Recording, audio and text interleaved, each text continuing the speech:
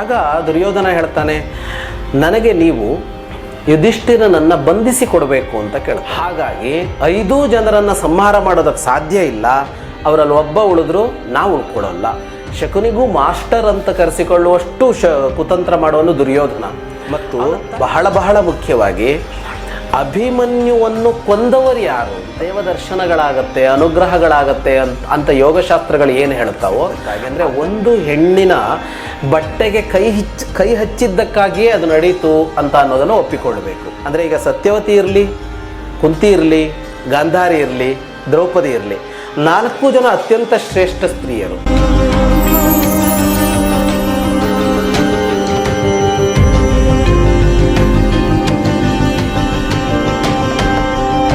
ಗುರುಗಳೇ, ಭಾಗ 2ರಲ್ಲಿ, ಕುರುಕ್ಷೇತ್ರ ಭಾಗ 2ರಲ್ಲಿ ನಿಮಗೆ ಇಷ್ಟವಾಗಿರುವಂತಹ ವಿಷಯ ಯಾವುದು? ಅಂದರೆ ಇದರಲ್ಲಿ ಬರ್ತಕ್ಕಂಥ ಯಾವ ಘಟ್ಟ ನಿಮಗೆ ಬಹಳ ಇಷ್ಟ ಆಗಿರುವಂಥದ್ದು, ಅದನ್ನು ತಿಳಿಸ್ಕೊಡೋಕ್ಕಾಗತ್ತಾ ನಮ್ಮ ವೀಕ್ಷಕರಿಗೆ?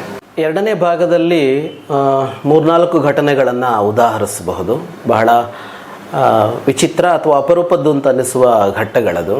ಒಂದೇನು ಅಂದರೆ, ಪುಸ್ತಕ ಆರಂಭ ಆಗುವಾಗ ದ್ರೋಣರಿಗೆ ಸೇನಾಧಿಪತ್ಯವನ್ನು ವಹಿಸ್ತಾನೆ ದುರ್ಯೋಧನ, ಸೇನಾಧಿಪತಿಯಾಗಿ ಅಂತ. ಯಾಕೆಂದರೆ ಭೀಷ್ಮನ ಕಾಲ ಮುಗಿದ ಮೇಲೆ ದ್ರೋಣರಿಗೆ ವಹಿಸ್ತಾನೆ. ಆಗ ವಹಿಸುವಾಗ ದ್ರೋಣರು ಕೇಳ್ತಾರೆ, ನಾನು ನಿನಗೊಂದು ವರ ಕೊಡ್ತೀನಿ, ಅಂದರೆ ಒಂದು ಮಾತು ನಡೆಸಿಕೊಡ್ತೀನಿ, ನೀನು ಹೇಳಿದ್ದು ನನ್ನನ್ನು ಸೇನಾಧಿಪತಿ ಮಾಡಿರೋದ್ರಿಂದಾಗಿ ಏನು ಬೇಕು ಅಂತ ಕೇಳ್ತಾರೆ. ಆಗ ದುರ್ಯೋಧನ ಹೇಳ್ತಾನೆ, ನನಗೆ ನೀವು ಯುಧಿಷ್ಠಿರನನ್ನು ಬಂಧಿಸಿ ಕೊಡಬೇಕು ಅಂತ ಕೇಳ್ತಾನೆ. ದ್ರೋಣರಿಗೆ ಆಶ್ಚರ್ಯ ಆಗತ್ತೆ. ನೀನು ಅದರ ಬದಲು ಅವ್ರು ಯಾರನ್ನು ಸಂಹರಿಸಬೇಕು ಅಂತಲೇ ನನ್ನನ್ನು ಕೇಳ್ಬೋದಾಗಿತ್ತಲ್ವಾ, ಮುಗದೇ ಹೋಗ್ತಿತ್ತು. ಅದರ ಬದಲು ಯಾಕೆ ನೀನು ಯುಧಿಷ್ಠಿರನನ್ನು ಬಂಧಿಸಬೇಕು ಅಂತ ಕೇಳ್ತೀಯಾ ಅಂತ ಕೇಳ್ತಾರೆ ದ್ರೋಣರು.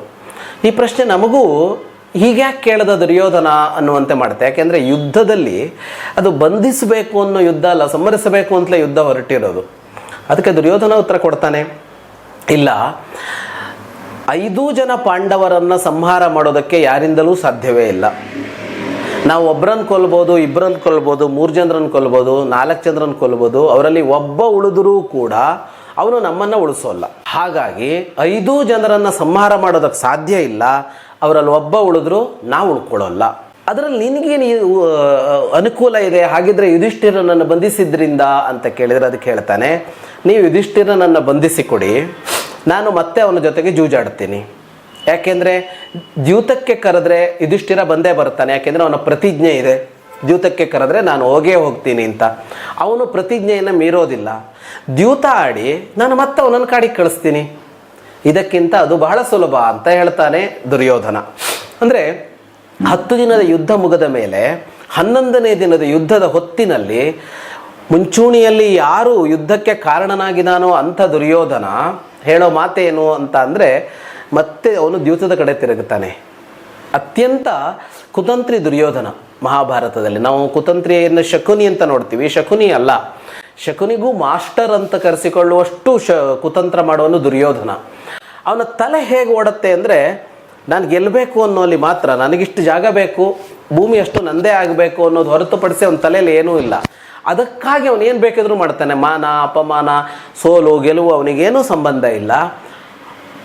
ಹೀಗೆ ಯೋಚನೆ ಮಾಡೋದಿದೆಯಲ್ಲ, ಇದು ನನಗೆ ಬಹಳ ಈ 2ನೇ ಭಾಗದ ಮಹತ್ವದ ಒಂದು ಘಟ್ಟ ಅಂತ ಅನ್ಸುತ್ತೆ. ಅಂದರೆ ಒಬ್ಬ ಮನುಷ್ಯ ತನ್ನ ಆಕಾಂಕ್ಷೆಗಳನ್ನು, ದುಷ್ಟ ಆಕಾಂಕ್ಷೆಗಳನ್ನು ಈಡೇರಿಸಿಕೊಳ್ಳುವ ವಿಷಯದಲ್ಲಿ ಯಾವ ಮಟ್ಟಕ್ಕೆ ಇಳಿತಾನೆ ಅಂತ, ಯಾವ ಮಟ್ಟಕ್ಕೆ ಇಳಿತಾನೆ ಅವನು ಅನ್ನೋದನ್ನು ತೋರಿಸಿಕೊಡುವ ಘಟ್ಟ.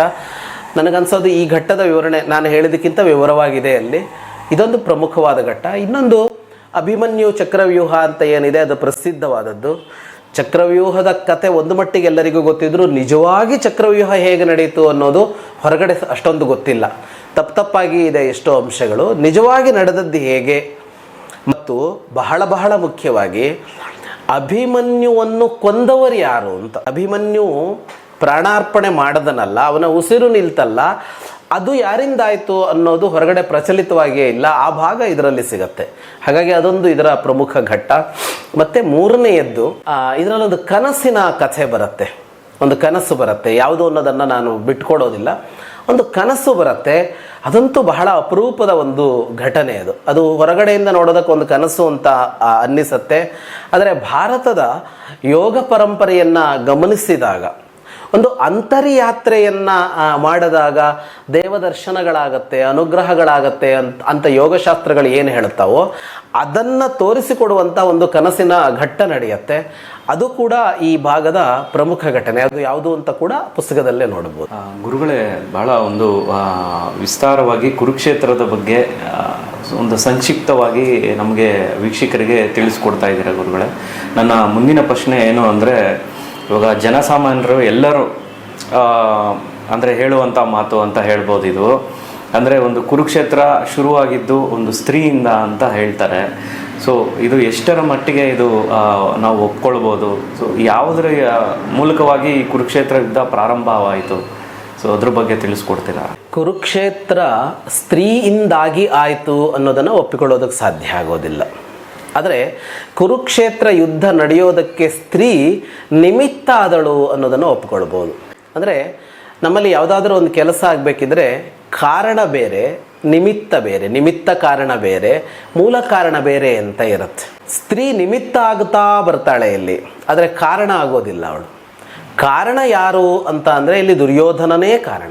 ದುರ್ಯೋಧನನ ದುಷ್ಟಭಾವವೇ ಕಾರಣ. ದುರ್ಯೋಧನನಿಗಿದ್ದ ಸಾಮ್ರಾಜ್ಯ ವಿಸ್ತಾರ, ಅಂದರೆ ಎಲ್ಲವೂ ನನಗೆ ಬೇಕು, ಇನ್ನೊಬ್ಬರದ್ದು ನನಗೆ ಬೇಕು ಅನ್ನೋ ಭಾವ ಇತ್ತಲ್ಲ, ಅದೇ ಕಾರಣ. ಅದರಲ್ಲಿ ಯಾವ ಸಂಶಯವೂ ಇಲ್ಲ.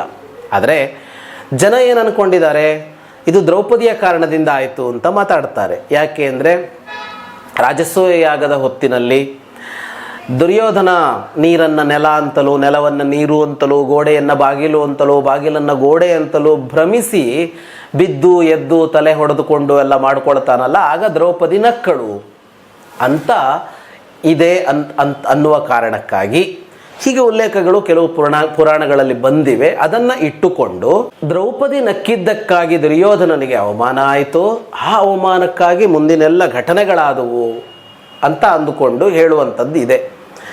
ಇದು ಬಹಳ ಹೀಗೆ ಹೇಳೋದು ಅನಿವಾರ್ಯ.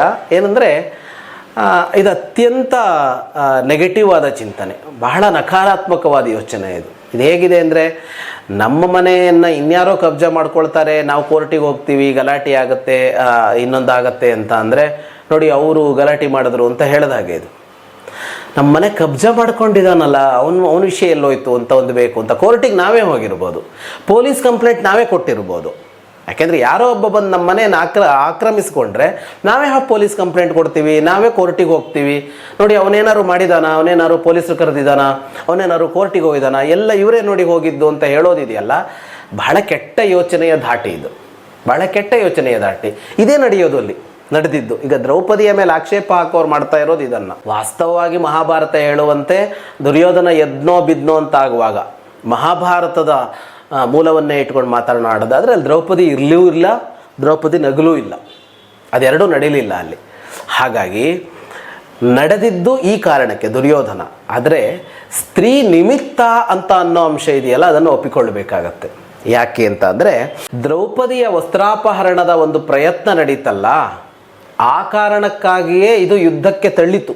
ಯುದ್ಧವಿಲ್ಲದೆಯೂ ಪಾಂಡವರು ಬದುಕಿ ಬಿಡ್ತಾ ಇದ್ರು. ಪಾಂಡವರಿಗೆ ಭೂಮಿಯ ಆಕಾಂಕ್ಷೆ ಏನೂ ಇರಲಿಲ್ಲ, ರಾಜ್ಯದ ಆಕಾಂಕ್ಷೆ ಇರಲಿಲ್ಲ, ಅವರು ಯುದ್ಧಕ್ಕೆ ಸನ್ನದ್ಧರೇ ಆಗಿರಲಿಲ್ಲ, ಸಿದ್ಧರೇ ಆಗಿರಲಿಲ್ಲ. ಆದರೆ ಕೊನೆಗೂ ಯುದ್ಧ ನಡೆಯೋದು ಯಾಕೆ ಅಂತ ಅಂದರೆ, ಅದು ದ್ರೌಪದಿಯನ್ನು ಅವರು ಅವಮಾನಿಸಿದ್ದಕ್ಕಾಗಿ. ಅಂದರೆ ಒಂದು ಹೆಣ್ಣಿನ ಬಟ್ಟೆಗೆ ಕೈ ಹಚ್ಚಿದ್ದಕ್ಕಾಗಿಯೇ ಅದು ನಡೀತು ಅಂತ ಅನ್ನೋದನ್ನು ಒಪ್ಪಿಕೊಳ್ಳಬೇಕು. ಮತ್ತು ಅಷ್ಟಲ್ಲದೆ ನಿಮಿತ್ತ ಅಂತ ನೋಡಿದಾಗ ಮಹಾಭಾರತದಲ್ಲಿ ಹಲವು ಸ್ತ್ರೀಯರು ಇದಕ್ಕೆ ನಿಮಿತ್ತರಾದದ್ದು ಕಾಣಿಸ್ತಾ ಹೋಗುತ್ತೆ ನಮಗೆ. ಅಂದರೆ ಮೊಟ್ಟ ಮೊದಲಿಗೆ ಎಲ್ಲಿ ಅಂತ ಅಂದರೆ, ಸತ್ಯವತಿಯನ್ನು ಮದುವೆ ಆಗಬೇಕು ಅಂತ ಶಂತನುವಿಗೆ ಅನ್ನಿಸ್ತು. ಹಾಗೆ ಅನ್ನಿಸಿದಾಗ ಸತ್ಯವತಿಯ ತಂದೆ ತನ್ನ ಮಗಳ ಹೊಟ್ಟೆಯಲ್ಲಿ ಹುಟ್ಟಿದವರೇ ರಾಜರಾಗಬೇಕು ಅಂತ ಒಂದು ಷರತ್ತಿಟ್ಟ. ಆ ಷರತ್ತಿಗೆ ಭೀಷ್ಮ ಒಪ್ಪಿಕೊಂಡ, ತಂದೆಗೆ ಆಗಿ. ಭೀಷ್ಮ ಒಪ್ಪಿಕೊಂಡು ತಾನು ಸಿಂಹಾಸನ ಏರೋದಿಲ್ಲ, ಮದುವೆ ಆಗೋದಿಲ್ಲ ಅಂತ ಹೇಳ್ದ. ಹಾಗಾಗಿ ಏನಾಯಿತು, ಭೀಷ್ಮ ಸಿಂಹಾಸನ ತ್ಯಾಗ ಮಾಡ್ದ. ಚಿತ್ರಾಂಗದ ವಿಚಿತ್ರವೀರ್ಯ ಅವರು ಸಿಂಹಾಸನಕ್ಕೆ ಬಂದರು. ಅದರಲ್ಲಿ ವಿಚಿತ್ರವೀರ್ಯ ಸತ್ತೋದ ಮೊದಲೇ, ಚಿತ್ರಾಂಗದ ಸತ್ತೋದ ಮೊದಲೇ. ವಿಚಿತ್ರವೀರ್ಯ ಪಟ್ಟಕ್ಕೆ ಬಂದ ಮೇಲೆ ಕೂಡ ಅವನು ಅಕಾಲದಲ್ಲಿ ಮೃತ್ಯು ಹೊಂದಿದ, ಸಂತಾನವೇ ಇಲ್ಲದ ಪರಿಸ್ಥಿತಿ ಬಂತು. ಆಗ ಆ ಹೊತ್ತಿನಲ್ಲಿ ನಿಯೋಗದ ಮೂಲಕ ಮಕ್ಕಳು ಪಡ್ಕೊಳ್ಬೇಕಾಗಿ ಬಂತು. ಅಂಬಿಕೆ ಅಂಬಾಲಿಕೆ ನಿಯೋಗಕ್ಕೆ ಸಿದ್ಧರಿರಲಿಲ್ಲ. ಒಬ್ಬಳು ಕಣ್ಣು ಮುಚ್ಚಿಕೊಂಡ್ಲು, ಒಬ್ಬಳು ಮೈ ಬಿಳುಪೇರಿತು. ಹಾಗಾಗಿ ಹುಟ್ಟಿದ ಮಕ್ಕಳಿಬ್ಬರಿದಾರಲ್ಲ, ಒಬ್ಬ ಕುರುಡನಾಗಿ ಹುಟ್ಟಿದ ಧೃತರಾಷ್ಟ್ರ. ಅಂದರೆ ಸತ್ಯವತಿಯ ನೆವದಲ್ಲಿ ಆರಂಭ ಆಯ್ತಲ್ಲ, ಇಲ್ಲಿ ಆ ಸಿಂಹಾಸನದ ಮೇಲೆ ಯಾರು ಕೂರಬೇಕು ಅನ್ನುವ ವಿಷಯಗಳು ಚರ್ಚೆ ಆಯಿತು. ಅದಕ್ಕಿಂತ ಮೊದಲು ಕುರುಕುಲದ ಸಿಂಹಾಸನವನ್ನು ಏರುವ ವಿಷಯದಲ್ಲಿ ಯಾವತ್ತೂ ಸಮಸ್ಯೆ ಆಗಲಿಲ್ಲ. ಯಾರೋ ಒಬ್ಬ ಹಿರಿಯ ಮಗ ಬಂದು ರಾಜನಾಗ್ತಿದ್ದ, ಸುದೀರ್ಘ ಕಾಲ ಅವನು ಆಳ್ತಿದ್ದ, ಅವನಾದ್ಮೇಲೆ ಅವನ ಮಗ ಬರ್ತಿದ್ದ, ಈಗ ನಡೀತಾ ಇತ್ತು. ಆದರೆ ಭೀಷ್ಮನ ಸಿಂಹಾಸನ ತಪ್ಪಿಸಿದಂದಿನಿಂದ ಆ ಸಿಂಹಾಸನದ ಮೇಲೆ ಸರಿಯಾಗಿ ಕೂರುವವರೇ ಇಲ್ಲ ಅಂತಾಯಿತು. ಮುಂದೇನಾಯಿತು? ಪಾಂಡು ಇನ್ಯಾವುದೋ ಕಾರಣಕ್ಕಾಗಿ ಸಿಂಹಾಸನ ತ್ಯಾಗ ಮಾಡ್ದ, ಧೃತರಾಷ್ಟ್ರ ಕುಳಿತ. ಈ ಧೃತರಾಷ್ಟ್ರನಿಗೂ ಸಿಂಹಾಸನದ ಆಸೆ ಹುಟ್ಟುಕೊಳ್ತು. ಅವನ ಮಗ ದುರ್ಯೋಧನ ಇದೆಲ್ಲ ನನಗೆ ಸೇರಬೇಕು ಅಂತಂದ. ಹಾಗೆ ಹೋಗಿ ಹೋಗಿ ಹೋಗಿ ಯುದ್ಧ ಆಯ್ತಲ್ಲ. ಆಗ ನೋಡಿದಾಗ ಸತ್ಯವತಿಯ ನಿಮಿತ್ತವಾಗಿ ಆಯಿತು ಅಂತ ಕೂಡ ಇದನ್ನು ಹೇಳೋದಕ್ಕೆ ಬರುತ್ತೆ. ಮುಂದಿನವರು ಕೂಡ ಎಷ್ಟೋ ಇದೇ ಥರ ಅಂಬೆ ಕಾರಣ ಆಗಿದ್ದು ಸಣ್ಣ ಮಟ್ಟಿಗೆ ಕಾರಣ ಗುರುತಿಸ್ಬೋದು ನಾವು. ಗಾಂಧಾರಿ ಮತ್ತು ಕುಂತಿಯರನ್ನು ಒಂದು ಸ್ವಲ್ಪ ಹೆಸರಿಸಬಹುದು. ಅಂದರೆ ಅವರು ಯುದ್ಧ ಬೇಕು ಅಂತ ಹೊರಟರು ಅಂತಲ್ಲ, ಅವರ ಬದುಕಿನಲ್ಲಿ ನಡೆದ ಘಟನೆ ಯುದ್ಧಕ್ಕೆ ತಿರುವನ್ನು ಕೊಟ್ಟುಕೊಡ್ತು, ಅವರು ಬಯಸಿ ಅಂತಲ್ಲ. ಅಂದರೆ ಈಗ ಸತ್ಯವತಿ ಇರಲಿ, ಕುಂತಿ ಇರಲಿ, ಗಾಂಧಾರಿ ಇರಲಿ, ದ್ರೌಪದಿ ಇರಲಿ, 4 ಜನ ಅತ್ಯಂತ ಶ್ರೇಷ್ಠ ಸ್ತ್ರೀಯರು. ಅವ್ರು ಯಾರೂ ಯುದ್ಧ ಬಯಸಲಿಲ್ಲ, ಅವ್ರು ಯಾರೂ ಭೋಗ ಬಯಸಲಿಲ್ಲ, ಅವ್ರು ಯಾರೂ ಸಂಪತ್ತು ಬಯಸಲಿಲ್ಲ.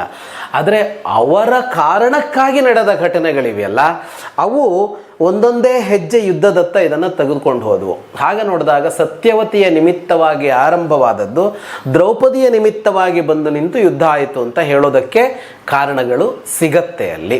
ಆದರೆ ಯುದ್ಧಕ್ಕೆ ಕಾರಣ ಯಾರು ಅಂತ ಅಂದರೆ ಅದು ದುರ್ಯೋಧನನೇ. ಗುರುಗಳೇ, ಮತ್ತೊಂದು ಪ್ರಶ್ನೆ ಏನಂದರೆ, ಇವಾಗ ದ್ರೋಣಾಚಾರ್ಯರು ಮಹಾಗುರುಗಳು ಅವರು ಯಾಕೆ ಮೋಸದಿಂದ ಅಭಿಮನ್ಯುವನ್ನು ಕೊಲ್ಲೋದಕ್ಕೆ ಹೊರಟರು, ಇದ್ರ ಬಗ್ಗೆ ತಿಳಿಸ್ಕೊಡಿದ್ರು.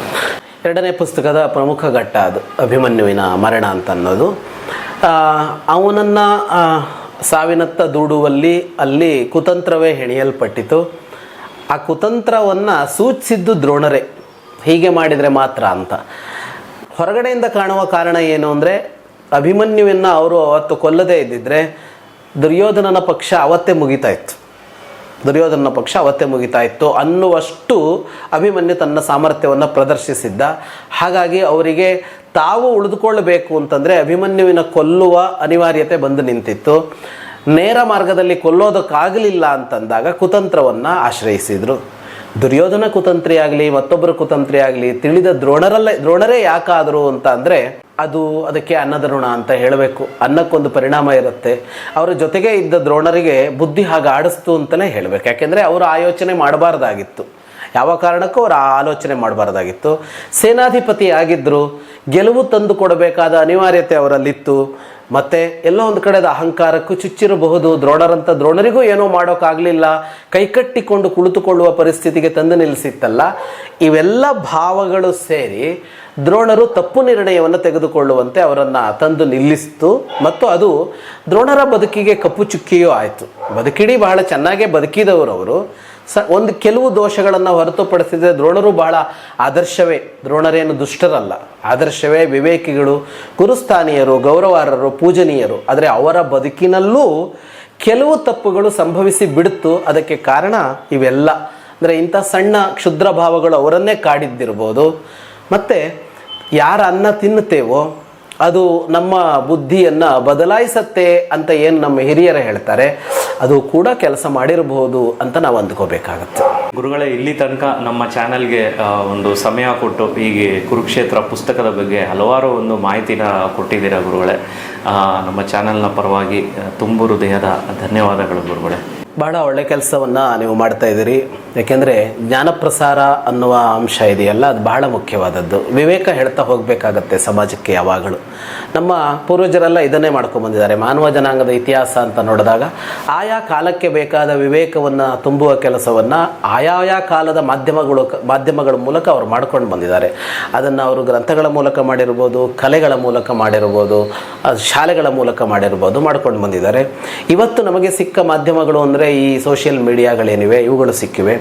ಇವುಗಳ ಮೂಲಕ ಕೂಡ ಒಂದು ವಿವೇಕವನ್ನು ಜಾಗೃತಗೊಳಿಸುವಂಥ ಕೆಲಸವನ್ನು, ಅರಿವನ್ನು ತುಂಬುವ ಕೆಲಸವನ್ನು ಮಾಡಬೇಕಾಗತ್ತೆ.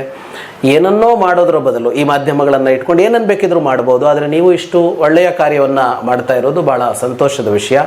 ಮತ್ತು ಇಂತಹ ಅಂಶಗಳನ್ನು ನೋಡುವ ಪ್ರೇಕ್ಷಕರು ಕೂಡ ಈ ವಿಷಯದಲ್ಲಿ ಅಭಿನಂದನಾರ್ಹರಾಗ್ತಾರೆ. ಯಾಕೆಂದರೆ ಇನ್ನೇನನ್ನು ನೋಡಿ ಸಮಯ ಕಳೆಯದೆ ಒಳಿತನ್ನು ನೋಡಿ ಒಳಿತನ್ನು ಬದುಕಿಗೆ ತುಂಬಿಕೊಳ್ತಾರಲ್ಲ. ಹಾಗಾಗಿ ನೀವು ಒಳಿತನ್ನು ಮಾಡೋದಕ್ಕೆ ಹೊರಟಿದ್ದೀರಿ, ವೀಕ್ಷಕರು ಕೂಡ ಒಳಿತನ್ನು ಸ್ವೀಕರಿಸೋದಕ್ಕೆ ಹೊರಟಿದ್ದಾರೆ. ಎರಡು ಒಳಿತುಗಳು ಸೇರಿದೆ ಈ ನಿಮ್ಮ ವಾಹಿನಿಯ ಮೂಲಕ. ನಿಮಗೂ ವೀಕ್ಷಕರಿಗೂ ಶುಭವಾಗಲಿ ಅಂತ ಹಾರೈಸ್ತೀನಿ. ನಮಸ್ಕಾರ. ನೋಡಿದ್ರಲ್ಲ ವೀಕ್ಷಕರೇ, ಇಲ್ಲಿ ತನಕ ಹಲವಾರು ಒಂದು ನಮ್ಮ ಕುರುಕ್ಷೇತ್ರ ಯುದ್ಧದ ಬಗ್ಗೆ ಹಲವಾರು ಒಂದು ಒಳ್ಳೆಯ ಉಪಯುಕ್ತವಾದಂಥ ಮಾಹಿತಿನ ಗುರುಗಳಾದಂಥ ಜಗದೀಶ್ ಶರ್ಮಾ ಸಂಪ ಅವರು ನಮಗೆ ಹಲವಾರು ಮಾಹಿತಿನ ಕೊಟ್ಟಿದ್ದಾರೆ. ಈ ಪುಸ್ತಕ ನೀವು ಇಂಟ್ರೆಸ್ಟ್ ಇರೋರು ತಗೊಳ್ಬೇಕು ಅಂದರೆ ಹಲವಾರು ಮಳಿಗೆಯಲ್ಲಿ, ಪ್ರಮುಖ ಮಳಿಗೆಯಲ್ಲಿ ಇದು ಪುಸ್ತಕ ಲಭ್ಯ ಇದೆ. ಈ ಶ್ರೀ ಪುಸ್ತಕಂ, ಸಪ್ನಾ ಬುಕ್ ಸ್ಟೋರ್, ಮತ್ತು ಬೀಟಲ್ಲು, ನವಕರ್ನಾಟಕ, ಅಂಕಿತ, ಮತ್ತು ಆನ್ಲೈನ್ ಇದರಲ್ಲೂ ನಿಮಗೆ ಈ ಪುಸ್ತಕನ ನೀವು ತೊಗೊಳ್ಬೋದು. ಅಮೆಝಾನು, ಫ್ಲಿಪ್ಕಾರ್ಟಲ್ಲಿ.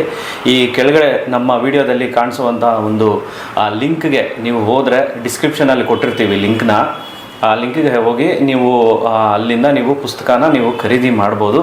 ಸೊ ಈ ಒಂದು ವಿಚಾರನ ನಿಮ್ಮ ಒಂದು ಫ್ಯಾಮ್ಲಿ, ಫ್ರೆಂಡ್ಸು ಮತ್ತು ನಿಮ್ಮ ಸ್ನೇಹಿತರಿಗೆ ಈ ವಿಚಾರನ ತಿಳಿಸಿ, ಈ ವಿಡಿಯೋನ ಶೇರ್ ಮಾಡಿ, ಆದಷ್ಟು ಜನಕ್ಕೆ ಶೇರ್ ಮಾಡಿ, ಈ ಉಪಯುಕ್ತವಾದಂಥ ಒಂದು ಮಾಹಿತಿನ ಕೊಡಿ ಅಂತ ಈ ಮೂಲಕ ಹೇಳ್ತಾ ನನ್ನ ಈ ವಿಡಿಯೋನ ನಾನು ಇಲ್ಲಿಗೆ ಮುಗಿಸ್ತಾ ಇದ್ದೀನಿ.